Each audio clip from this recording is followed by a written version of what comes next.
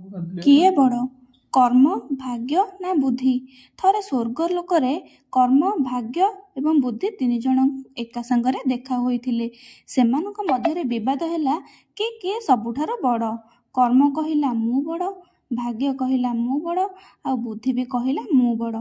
ଏମିତି ସମସ୍ତେ ନିଜକୁ ବଡ଼ ବୋଲି ପ୍ରମାଣିତ କରିବାକୁ ଯାଇ ବଚସା କରିବାକୁ ଲାଗିଲେ। ଏହାର କୌଣସି ସମାଧାନ ହେବା ପରିବର୍ତ୍ତେ ବଚସା ଧୀରେ ଧୀରେ ବଢ଼ିବାକୁ ଲାଗିଲା ଏବଂ ଝଗଡ଼ାର ରୂପ ନେଲା। ସେହି ସମୟରେ ନାରଦ ମୁନି ସେହି ବାଟ ଦେଇ ଯାଉଥିଲେ। ସେ ଦେଖିଲେ ସେହି ତିନି ଜଣ ଖୁବ୍ ଜୋରରେ ଝଗଡ଼ା ଲାଗିଛନ୍ତି। ଝଗଡ଼ାର କାରଣ ଜାଣିବା ପାଇଁ ସେ ଯାଇ ସେମାନଙ୍କ ପାଖରେ ପହଞ୍ଚିଗଲେ ଏବଂ କାହିଁକି ଝଗଡ଼ା ଲାଗୁଛି ବୋଲି ପ୍ରଶ୍ନ କଲେ। ସେ ତିନି ଜଣ କହିଲେ, ହେ ନାରଦ ମୁନି, ଭଲ ହେଲା ଆପଣ ଆସି ଏଠାରେ ପହଞ୍ଚିଗଲେ।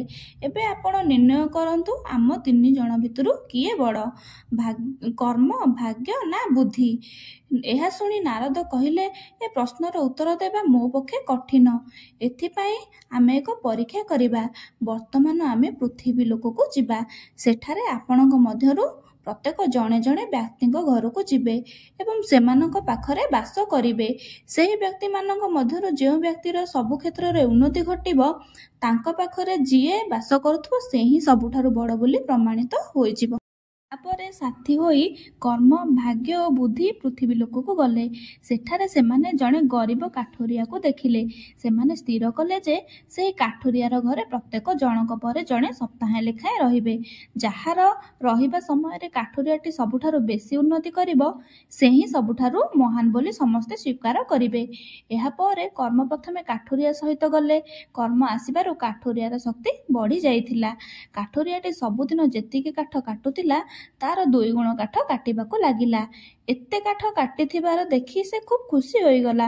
ସବୁ କାଠ ବଜାରରେ ବିକ୍ରି କରି ଖୁବ୍ ଭଲ ପଇସା କମାଇବ ବୋଲି ଭାବିଲା। କିନ୍ତୁ ସେ ଏତେଗୁଡ଼ିଏ କାଠ ଉଠାଇ ବଜାରକୁ ନେଇ ପାରୁନଥାଏ। ସେ ପ୍ରତ୍ୟେକ ଦିନ ସେତିକି କାଠ କାଟେ ଯେତିକି ତା ହାତରେ ଧରେ। ସେ ସେତିକି କାଠ ନେଇ ବଜାରକୁ ଯାଇ ବିକ୍ରି କରେ ଏବଂ ଆଗକୁ ଯେତିକି ଟଙ୍କା ମିଳୁଥିଲା ସେତିକି ଟଙ୍କା ହିଁ ମିଳେ। ଏପରି ଭାବରେ 1 ସପ୍ତାହ ବିତିଗଲା। କାଠୁରିଆର ଘରେ କର୍ମ ବାସ କରିବା ଫଳରେ ସେ କାଠ ତ ଅଧିକ କାଟୁଥିଲା, ମାତ୍ର ଏଥିରେ ତାର କୌଣସି ଆର୍ଥିକ ଅଭିବୃଦ୍ଧି ଘଟୁନଥିଲା। ଏହାପରେ ପଡ଼ିଲା ଭାଗ୍ୟ ପାଳି।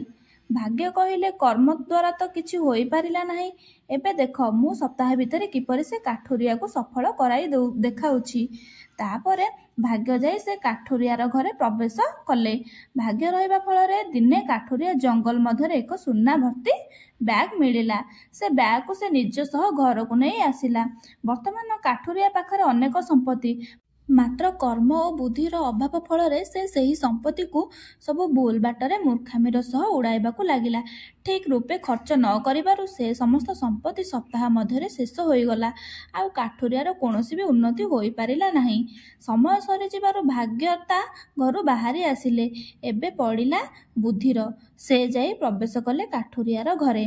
କାଠୁରିଆ ବୁଦ୍ଧିମାନ ହେବା ଫଳରେ ସେ ପ୍ରତିଦିନ ପୂର୍ବ ପରି ଅଧିକ କାଠ କାଟିବାକୁ ପ୍ରୟାସ କଲା। କାଟିଥିବା ଅଧିକ କାଠକୁ ବୁଦ୍ଧି କଟାଇ ଦଉଡ଼ିରେ ବାନ୍ଧି ବଜାରକୁ ନେଇଗଲା ଏବଂ ଧୀରେ ଧୀରେ କରି ଅଧିକ ଟଙ୍କା ଆୟ କରିବାକୁ ଲାଗିଲା। ରୋଜଗାର କରିଥିବା ଟଙ୍କାରେ ନିଜର ଏକ କାଠ ଦୋକାନ କଲା। ସେଠାରେ ସେ ଅଧିକ କାଠ ରଖି ବିକିଲା। ଆସୁଥିବା ଟଙ୍କାକୁ ସଞ୍ଚୟ କରି ସେ କାଠ ତିଆରି ଜିନିଷ ବ୍ୟବସାୟ ମଧ୍ୟ ଆରମ୍ଭ କଲା। ଏପରି ଭାବରେ ଧୀରେ ଧୀରେ ସେ ଉନ୍ନତିର ପାହାଚ ଚଢ଼ିବାକୁ ଲାଗିଲା।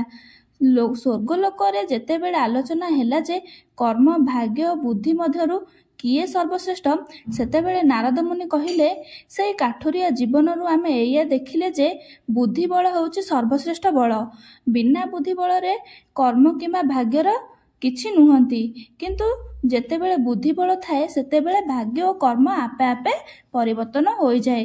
ଏଥିରୁ ଆମେ ଜାଣିଲେ ଯେ ବ୍ୟକ୍ତି ସଫଳ ହେବା ନିମନ୍ତେ କର୍ମ, ଭାଗ୍ୟ ଓ ବୁଦ୍ଧି ସମସ୍ତେ ଦରକାର, ମାତ୍ର ସବୁଠାରୁ ଶ୍ରେଷ୍ଠ ବଳ ହେଉଛି ବୁଦ୍ଧି ବଳ।